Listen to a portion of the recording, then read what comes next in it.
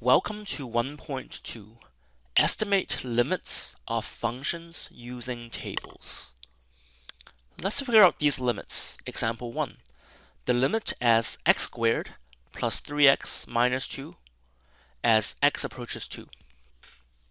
Alright, well for this one, we can just plug in x equals 2.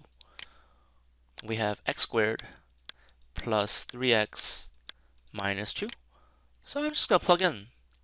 Replace the x's with a positive 2. When we do that, we get 2 squared, which is 4, plus 3 times 2, which is 6, minus 2.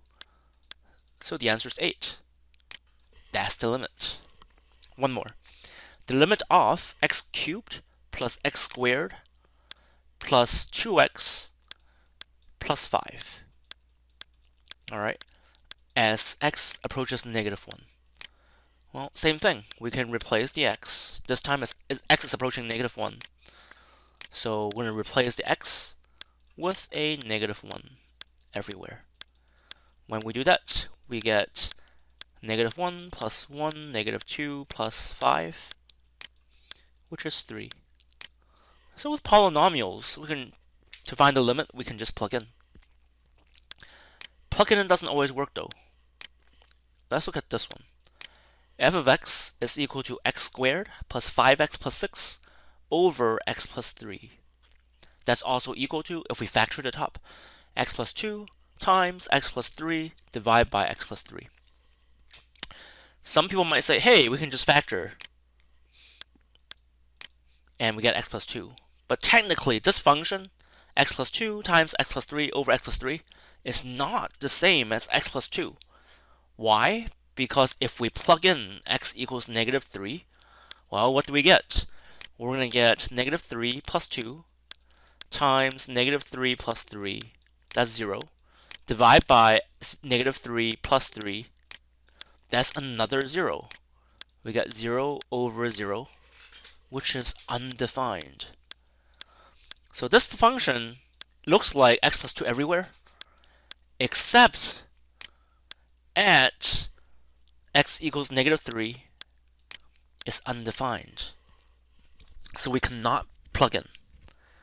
But as we learned in our last lesson, even if a function is undefined at x equals negative 3, if our function is approaching the same number from both the right hand and the left hand side, the limit still exists. The limit is the number the function is approaching. So we can use a table to plug in.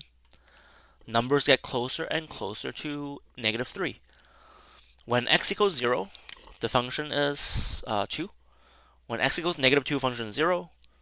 When x is negative 2.5, f of x is 0.5, then 0.8, then 0.9, then 0.99. So this function f of x, the value is approaching,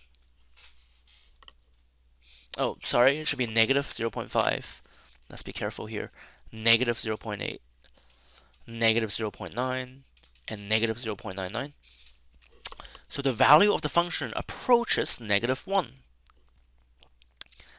So it seems that we can say a reasonable estimate is that the limit of f of x as x approaches negative 3 is equal to negative 1. Seems reasonable, but it's not good enough. Why? Remember that from the last lesson, limit only exists if we approach the same number on both sides. If we approach different numbers from the left and the right hand side, there is no limit.